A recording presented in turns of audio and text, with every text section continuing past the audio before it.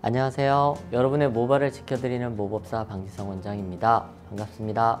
오늘은 케이스 리뷰를 해볼 건데요. 저희가 40대 중반의 남성분의 케이스를 해보려고 합니다. 오늘 케이스 리뷰의 핵심은 뭐냐면 안쪽까지 얼만큼 심을 수 있는가, 동반 탈락이 과연 일어나지 않는가입니다. 이게 무슨 얘기냐면 모발 이식을 상담하러 가시면 앞에 디자인은 비슷한데 안쪽 디자인이 어디까지 심는지 명확하게 얘기해 주지 않는 경우도 있긴 한데요. 기존의 모발이 있는 자리들을 어떻게 처리하느냐에 따라서 이식 모량도 달라지고 수술 비용도 달라지고 결과도 달라집니다. 그래서 안쪽에 얇은 모발이 있는 자리까지 심어야 되느냐 심지 말아야 되느냐 얘기가 많은데, 이번 케이스 환자분 보시면 아시겠지만 M자가 있는 탈모가 살짝 진행되신 상태고요. 이분이 원하셨던 건 조금 더 M자가 채워지고 모량이 안정적으로 채워져서 조금 더 젊어지시는 모습을 갖기를 원하는 건데, 경계 부위에 진행이 돼요. 근데 사실 약물 치료에 대해서 좀 회의적이셨어요. 왜냐면 약을 먹을 수는 있는데 꾸준히 먹기는 자신이 없다, 그런 케이스였어요. 그래서 이제 약물 치료 자체를 저희가 확신할 수 없기 때문에 저 같으면 경계 부위까지 포함해서 수술 사진을 보시면 오른쪽, 왼쪽 제가 경계 부위까지 더 이식을 집어넣었잖아요. 그러니까 이식 모량이 더 증가됐어요.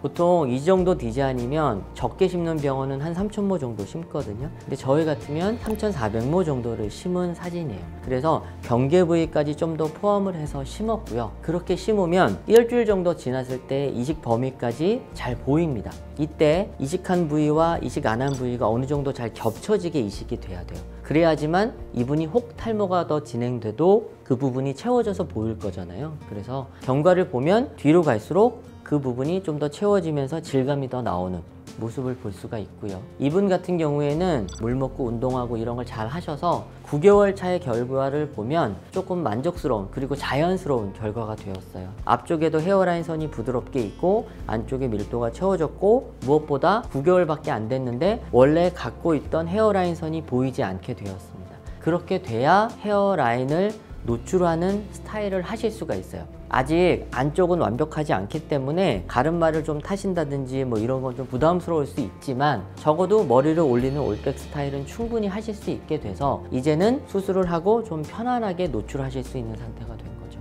그래서 병원마다 다르지만 이식을 하면 안쪽에 원래 머리가 있는 부분은 심으면 안 돼요, 동반 탈락이 일어나요, 이렇게 말하는 경우가 있는데, 그거는 사실 수술을 조금 더 천천히 정성스럽게 하고 많이 채우는 게 더 좋은 해결책이 돼요. 동반 탈락이 일어나면 안 되지만 일어나지 않게 잘 심으면 된다고 제가 말씀드리고 싶어요. 그러니까 이런 부분도 상담을 하실 때 내 머리 여기가 얇은데 여기까지 심어지는 거예요, 아닌 거예요 라고 이렇게 확인을 해 보시는 게 좋고요. 만약에 거기서 그런 부위까지는 심지 않는 거예요 그러면 심어 주시면 좋을 것 같아요, 심는 게 어려울까요? 라고 물어보시고 의견을 나누시는 게 더 좋은 해결책일 것 같아요. 그렇게 하시면 나중에 이식 결과에서 안쪽이 좀 밀도가 떨어진다든지 안쪽이 없어서 가르마를 못 하신다든지 이런 문제가 없지 않을까 생각을 합니다. 오늘은 3,400모 정도를 심은 40대 중반의 남자분 케이스를 알아봤고요. 말씀드린 대로 경계 부위 안쪽, 원래 탈모가 있는 부위까지 이식을 해서 만족스러운 결과를 만든 케이스입니다. 도움이 되셨으면 좋겠습니다. 감사합니다.